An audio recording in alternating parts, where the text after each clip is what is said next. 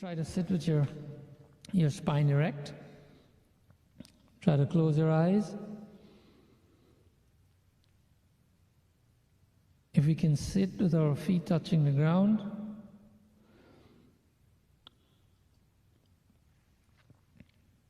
if we can put our palms on our thighs, maybe upside down, in a relaxing position. Let's take a deep breath in. So breathe in. Exhale. A deep breath in. Exhale. Let's take a deep breath in and try to hold the breath there for a second or two. When we exhale, let's try to relax the most we can. Exhale.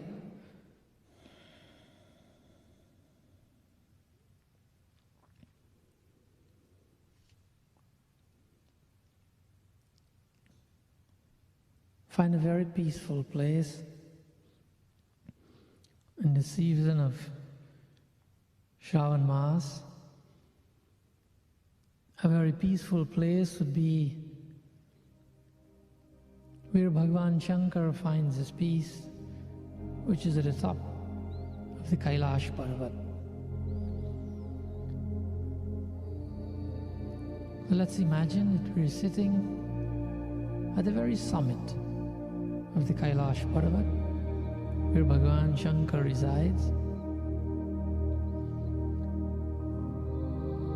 As he sits on his beautiful golden throne, we are allowed to come sit very close opposite Bhagavan in our very comfortable seat that he has arranged for us. Imagine that you're sitting next to your favorite form of God, Sri Krishna, Radharani, Bhagavan Shankar, etc. Last week we based our meditation on the valley, and we said that as long as you stay grounded, it is those people who would reach their highest achievements.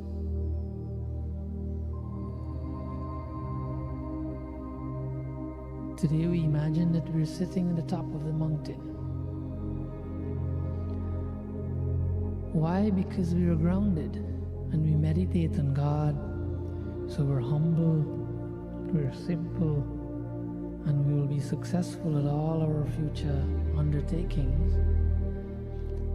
And Bhagavan sits very beautifully opposite you, and he's speaking with you. You're having this beautiful conversation. He says to you that always in life, try to get an overview of the purpose of your life. That if you're in a forest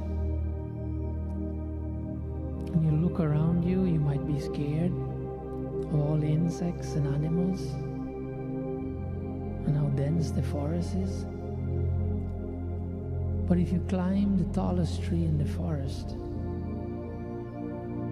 then all you will see is a green canopy.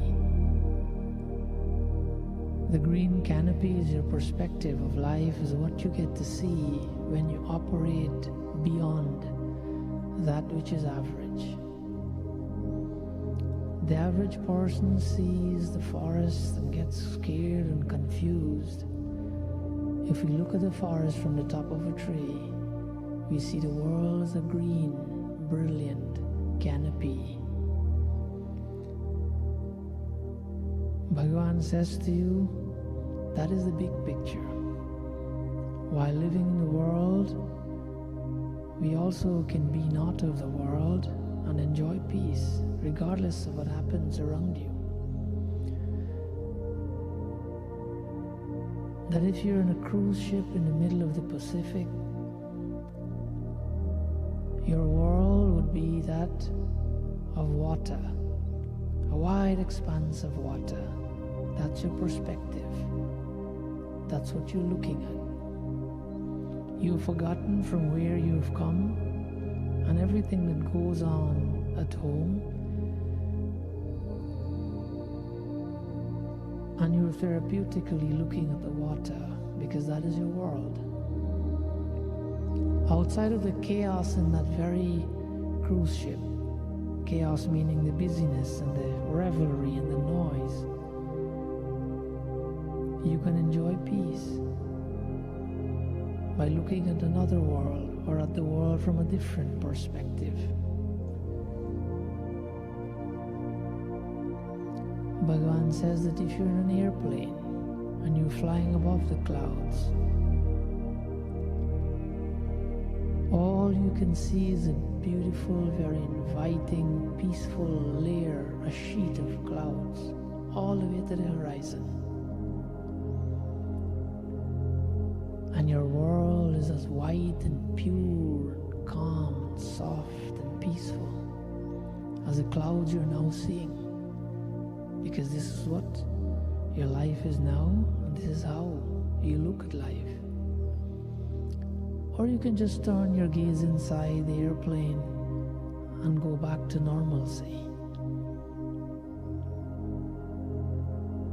Because if you're a part of those individuals who live and nurture chaos, that is what you'll attract in your life. Bhagavan Shankar is the embodiment of peace, the embodiment of happiness, and the giver of peace.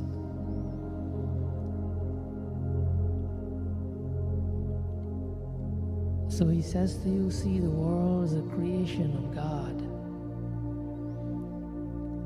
and ignore what is happening around you outside of that which you need to be involved in to survive. But while being involved in those things and those activities, you can still. The plane will still carry you. The ship will still carry you. You can focus on that which is peaceful. Bhagavan says always have a mountain-top perspective in life. Why? Because this is where you get an overview. This is where you get a big picture. This is where you get a proper perspective. This is where you get a clear picture of life. The example is that you're watching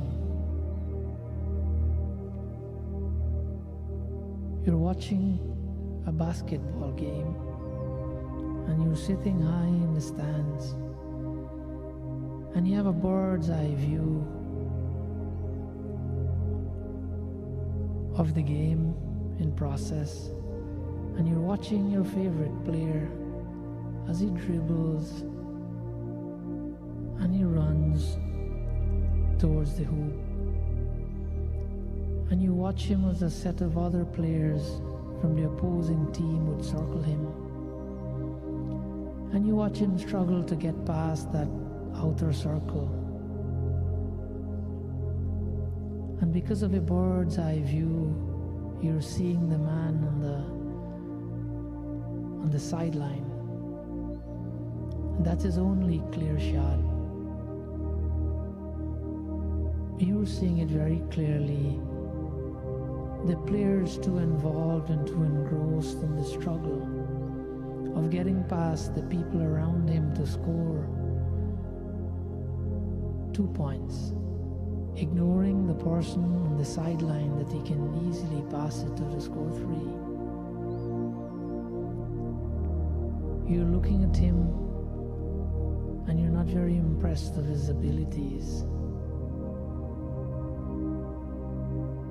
The problem is, Bhagavan is saying to you, is that he could not have seen that person because of the current struggle.